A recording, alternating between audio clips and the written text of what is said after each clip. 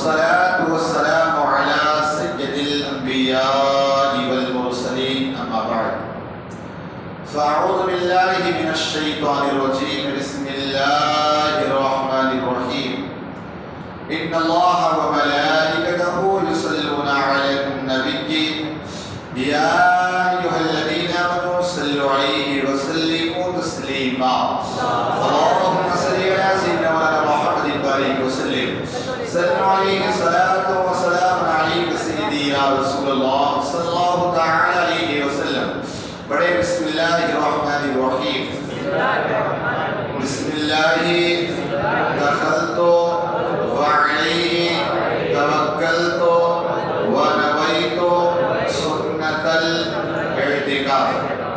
اللہ رب العزت کا بے پناہ فضل ہے کہ اس نے ایک مرتبہ پھر ہمیں قرآن پاک کی روشنی سے ہمیں اپنے دلوں کو منور کرنے کی توفیق عطا فرمائی۔ آپ یہ درس معمولی نہ سمجھیں، اس لیے کہ حدیث پاک میں آیا کہ قیامت کے دن بندہ اس کو حساب لینے کے لیے خدا کی بارگاہ میں جائے گا، اور ایک ہے کہ بندے سے حساب لیا جائے گا۔ دونوں میں فرق ہے، ایک کیا ہے میں آپ سے حساب لوں گا، اور دوسرا یہ کہ وہ بندے کا حساب لینے کے لیے آنا۔ تو حدیث پاک کا مفہوم ہے کہ بندہ جو لمحات اللہ کے ذکر میں، قرآن کی محبت میں، مسجدوں میں گزارتا ہے، اس وقت کا اللہ رب العزت کی بارگاہ میں اجر لینے کے لیے بندہ جائے گا، اور جو وقت آپ ادھر ادھر گزارتے ہیں اس وقت کا حساب اللہ کو دینا پڑے گا۔ تو آپ یہاں جتنی دیر بیٹھے رہیں گے نا، اس کا حساب خدا کی بارگاہ میں لینے جائیں گے۔ اللہ میں کاشی واڑ میں بیٹھا تھا، اتنی دیر بیٹھا تھا، اے اللہ مجھے اس کا بدلہ عطا فرما۔ بہرحال تو کل آپ سن رہے تھے اسی آیت کریمہ کے حوالے سے کہ وَإِذَا تُتْلَىٰ عَلَيْهِ آيَاتُنَا وَلَّىٰ مُسْتَكْبِرًا كَأَن لَّمْ يَسْمَعْهَا۔ کل آپ نے سنا کہ عرب کے جو کافر تھے وہ گانے باجے کی کتابوں کو لایا کرتے، قصے اور کہانیوں کی کتابوں کو لایا کرتے اور عرب میں بانٹتے اور کہتے کتنی اچھی بات ہے، اور اگر انہیں قرآن سنایا جاتا تو قرآن کے لیے فوراً اپنے کان میں انگلیاں ڈال لیتے اور قرآن کو نہ سنتے۔ یعنی کوئی بھی اگر دین کی بات ہوتی تو فوراً اس سے منہ موڑ لیتے، کہیں اپنے کانوں میں انگلیاں ڈال لیتے اور کہیں اس سے ہٹ جاتے۔ اب آپ دیکھیں وہ تو عرب کے کافروں کا معاملہ تھا، ہم اپنے آپ کو چیک کریں۔ حضرت عبداللہ ابن عباس رضی اللہ تعالیٰ عنہ ارشاد فرماتے ہیں اپنے دل کو 3 جگہ تلاش کرو۔ اقدا تلاوت القرآن، جب قرآن کی آپ تلاوت کریں اس وقت دیکھو کہ تلاوت میں دل لگ رہا ہے یا نہیں لگ رہا۔ اگر نہیں لگتا تو آپ کے پاس دل ہے ہی۔ فرمایا وَعِندَ ذِكْرِ الْمَجَالِسِ، اور فرمایا جہاں پر اللہ کے ذکر کی مجلس لگی ہو وہاں پر اپنے دل کو دیکھو، آپ کا دل اس ذکر میں لگ رہا ہے، اس محفل میں لگ رہا ہے یا باہر گھوم رہا ہے۔ وَعِندَ الْخَلْوَةِ، کہاں جب تنہائیوں میں تب اپنے دل کو چیک کرو کہ تمہارا دل کس طرف لگ رہا ہے۔ اگر تنہائی میں ہو، بستر پہ ہو، بیڈ روم میں ہو، کوئی نہیں، موبائل ہے، اب قرآن سننے میں دل لگ رہا ہے یا بیانات سننے میں دل لگ رہا ہے یا گانے اور میوزک میں دل لگ رہا ہے، کس طرف دل لگ رہا ہے؟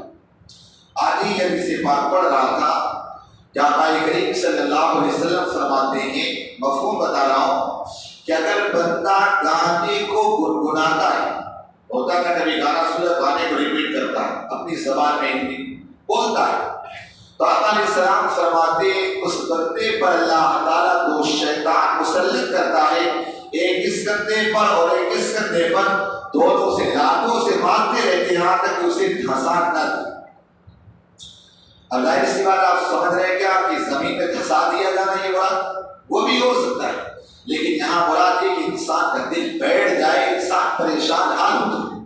تو بہرحال حضرت عبداللہ ابن عباس کے اگر 3 جگہ آپ دیکھیں دل نہ لگے تو سب سے پہلے رب کی بارگاہ میں رو کر کے دل مانگو۔ ویسے بھی آقا علیہ السلام نے فرمایا بدبختی کی علامتوں میں سے ایک یہ علامت ہے، کہا ذکر سن کر یا اللہ کی یاد میں آنسو نہ نکلے۔ آج ہمارے آنکھوں میں سوکھا پڑ گیا ہے، دنیا کے لیے تو آنسو نکل جاتے لیکن آخرت کے لیے، قبر کے لیے کبھی نہیں۔ تو عرب کے کافر جو تھے نا، وہ قرآن کی بات سننے ان سب چیزوں میں کیا کانوں میں انگلیاں لگا دیتے، اور آج ہمارے ساتھ معاملہ نہیں، بے توجہی کرتے۔ اگر کوئی بیان کرنے والا ہے تو ہم سوچتے ہیں کب بیان ختم کرے گا، جمعہ کے دن ہوتا ہے۔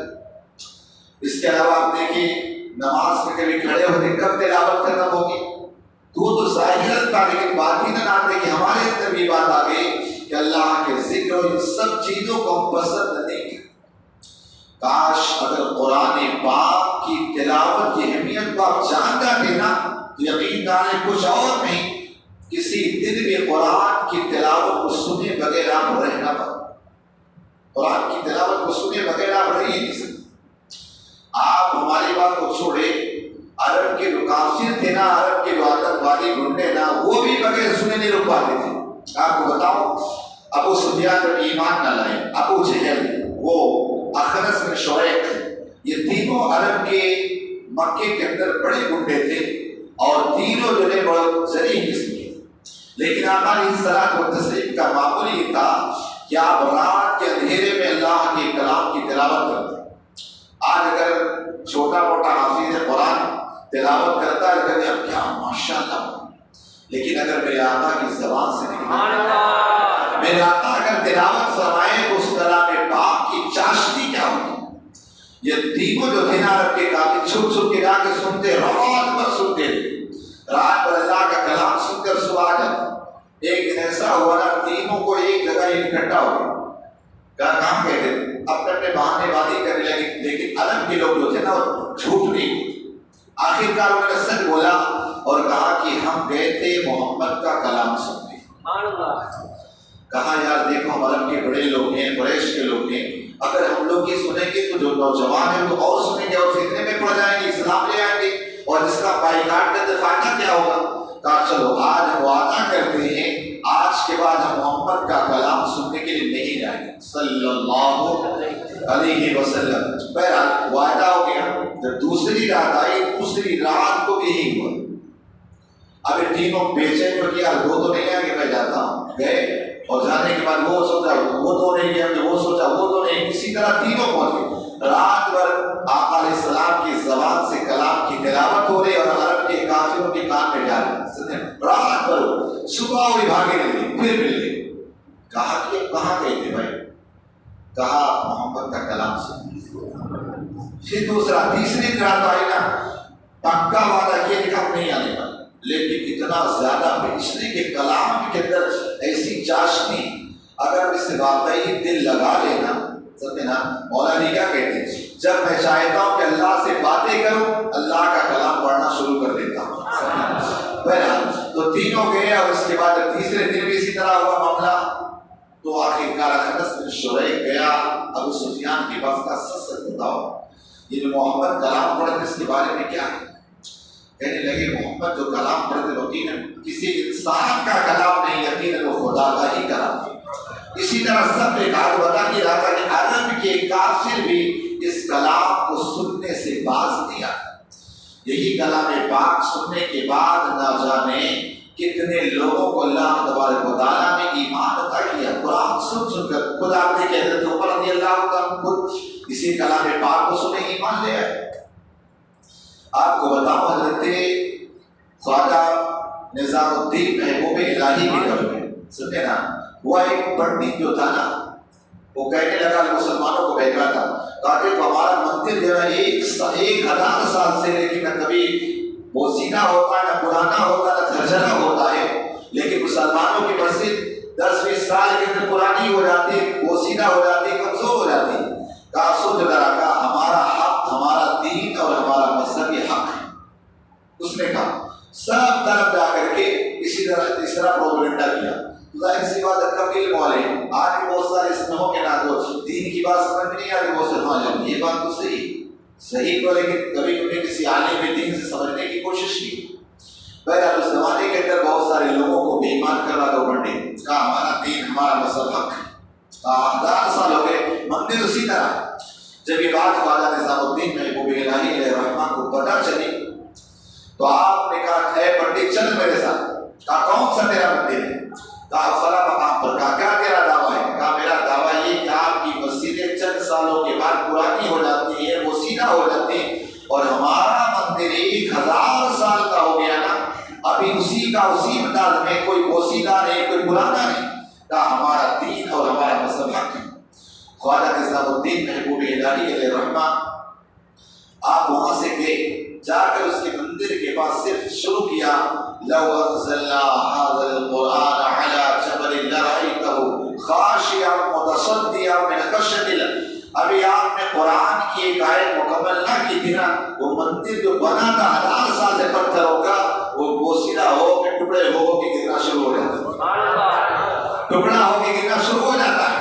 کہا ہے نظام الدین یہ معاملہ کیا ہے؟ کہا معاملہ یہ ہے کہ آپ سوچ، اللہ کے گھر میں مسجد میں ہر دن 5 مرتبہ اللہ کا کلام تلاوت کیا جاتا ہے، پھر بھی اپنے سینے میں اتنا طاقت رکھتی ہے، برداشت کرتی ہے، پھر بھی جلدی بوسیدہ نہیں ہوتی.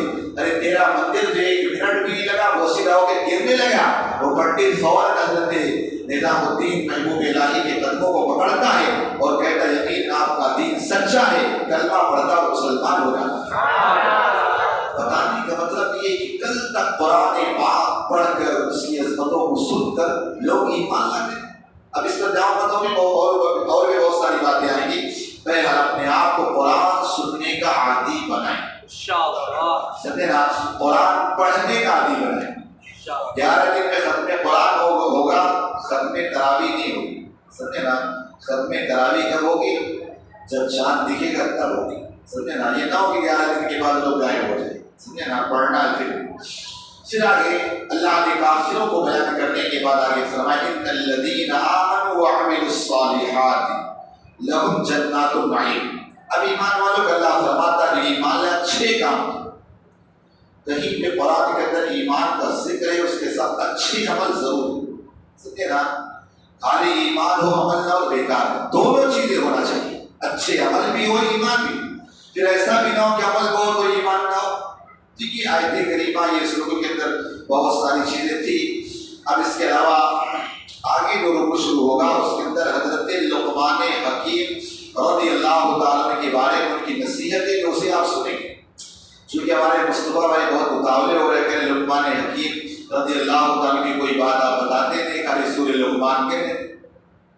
چلو لقمان حکیم کا ایک آیت ایک نصیحت سنائی دیتا ہوں، شروع کر دیتا ہوں.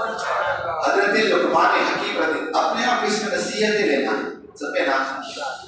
کیا دین کا کام کرتے ہیں، کوئی کام کرتے ہیں، اگر کوئی ہمیں کہتے ہیں بہت ٹینشن آ جاتا بہت زیادہ، کبھی کبھی تم چھوڑ دیتے.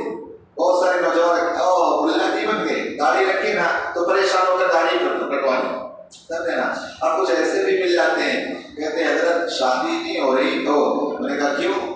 کہا کہ حضرت وہ داڑھی رکھی ہو نا تو سامنے والی پسند کرنے نہیں کر رہے. میں نے کہا اچھا تو داڑھی مڑوا دے گا تو کہہ رہے پھر کرو. میں نے کہا گارنٹی؟ کہاں کہہ تو رہی. اس کے بعد بیچارہ داڑھی رکھے تھا، داڑھی مڑا دیا، معلوم سمجھے نا. پھر میں نے اس سے پوچھا کیا ہوا رشتے؟ کہا تو منع کر دیا، سمجھے نا. تو بہرحال کوئی بھی دین کے کام اگر ہے آپ کر رہے ہیں، اگر کوئی آپ کی کچھ نہ کچھ نقطہ چینیاں تو ہوں. تو حضرت لقمان حکیم کے بارے میں بتا رہا تھا کہ لقمان حکیم نے ایک مرتبہ اپنے بیٹے کو کہا بیٹا چلو تم سفر کے لیے ساز و سامان تیار کرو. سامان تیار کیا گیا. اب حضرت لقمان حکیم رضی اللہ تعالیٰ گھوڑا تھا تیار ہوا، بیٹا ساتھ میں. لقمان حکیم رضی اللہ تعالیٰ آپ گھوڑے پر سوار ہوئے، بیٹے کا پیچھے پیچھے آپ چند قدم چلے تو کچھ لوگ کیا کہتے ہیں کیسا باپ ہے، کیسا ظالم باپ ہے کہ خود گھوڑے پر سوار ہے اور بیٹا پیچھے پیدل چلا ہے، شرم نہیں آتی. لقمان حکیم ادھر گئے. ادھرنے کے بعد کہا کہ بیٹا تو سوار ہو جا. بیٹے کو سوار کر دیا، بیٹا سوار ہے، لقمان حکیم پیچھے پیچھے آئے. لوگ کہنے لگے کیسا بیٹا ہے، کیسا بدبخت بیٹا ہے، وہ بوڑھا باپ بیچارہ پیدل چل رہا ہے اور اس کے بعد یہ دیکھو یہ سوار ہو کے کیا رہا. لقمان حکیم رضی اللہ تعالیٰ عنہ نے فرمایا کہ بیٹا میں بھی سوار ہو جاتا ہوں. اب گھوڑے پر دونوں سوار ہو گئے تو ظاہر سی بات ہے ایک گھوڑے پر 2 لوگوں کا سوار ہونا یہ تہذیب کے خلاف بھی ہے اور طاقت سے زیادہ بھی معاملہ۔ جب دونوں سب گھوڑے پر سوار اور چلنے لگے نا تو کچھ لوگ کہنے لگے کیسے باپ بیٹے ظالم ہیں، گھوڑے پر دونوں سوار ہو گئے، کیسے ظالم ہے بولو، اتنا بھی ایک جانور پہ ترس نہیں آتا، جانور پہ رحم نہیں آتا، دونوں کا دونوں سوار ہے۔ اب اس کے بعد دونوں نیچے اتر آئے، دونوں لگام پکڑے اور چلنے لگے، تو لوگ کہنے لگے کیسے ہم عقیدے کو سواری ہوتے ہوئے بھی یہ آرام کے ساتھ پیدل جا رہے تھے، اتنی بھی عقل نہیں۔ لقمان حکیم نے گھوڑے کو سائڈ میں باندھا اور کہا بیٹا دیکھ یہ دنیا، سمجھے نا، یہ دنیا ہے، چاہے تو جتنا بھی اپنے آپ کو اچھا بنانے کی کوشش کر، لیکن لوگ کچھ نہ کچھ نقطہ چیزیں ضرور نکالیں، کچھ نہ کچھ اس کو بڑی ضرور کریں کہ یہ دیکھو یہ ایسا ہے یہ ایسا ہے۔ تو دین کا کام ہو یا کوئی سا بھی کام، سمجھے نا، اپنے مقصد کو سامنے رکھے اور اس کو کرنا شروع کرے، اللہ تعالیٰ اس میں کامیابی دے گا۔ لیکن اس لیے کہا گیا نا، حضرت شیخ سعدی شیرازی علیہ الرحمہ کی بارگاہ میں ایک مرتبہ ایک بندہ آیا اور کہنے لگا فلاں شخص آپ کو یہی کہہ رہا تھا، یہ کہہ رہا تھا، یہ کہہ رہا تھا، یہ کہہ رہا تھا۔ اب جیسے دنیا دار ہو تو فوراً گالیاں دینا شروع کرے، الٹا سیدھا، یار وہ خود اس طرح ہے، وہ ایسا ہے، ویسا ہے۔ حضرت شیخ سعدی شیرازی علیہ الرحمہ نے اس طرح دیکھا اور دیکھنے کے بعد کہا جب تیرے اندر یہ کمی نہیں ہے تو پھر تو ٹینشن کا ہی تو لیتا ہے، اگر تیرے اندر کمی ہے اس کو دور کر، اور جب تیرے اندر کمی نہیں ہے تو پریشان ہونے کی ضرورت ہے، اس کو الجھنے اور جانے کی کیا ضرورت، تو اپنے آپ میں رہے، سمجھے نا۔ تو بہرحال لقمان حکیم سے بھی لوگوں نے پوچھا تھا کہ آپ اتنے بڑے حکیم کیسے بنے، لقمان حکیم اتنے بڑے کیسے بنے؟ کہا کہ میں دیکھتا تھا کسی کو اچھا کام کرتے ہوئے نا تو میں اس کو کرنا شروع کر دیتا تھا، اور اگر کوئی برا کام کرتا دیکھا اپنے سوچا اپنے آپ کو اس سے بچاؤ۔ تو لقمان حکیم یہ بھی ایک نصیحت ہے نا کہ اگر انسان اچھا بننا چاہتا ہے، سمجھے نا، تو اچھوں کو دیکھ کر اچھی عادت اپنے اندر اپنائے اور بروں کو دیکھ کر اپنے آپ کو اس سے بچائے۔ یہ نہ ہو آج ہوتا ہے یہ آگے کیا ہے یار وہ بھی گزر رہا تھا اس کو نہیں بولے، وہ چھوڑو، آپ اپنے آپ کو دیکھنا ہے۔ تو لقمان حکیم رضی اللہ تعالیٰ عنہ نے کو اللہ نے جو حکمت بھری باتیں عطا کی، انشاءاللہ کل سے آپ ادا سماعت فرمائیں گے۔ اللہ پاک ہم سب کو کہنے سننے سے عمل کی توفیق عطا فرمائے۔ اللہم صلی علی سیدنا محمد وعلی آلہ وسلم، صلی علیہ الصلاۃ والسلام علیک سیدی یا رسول اللہ۔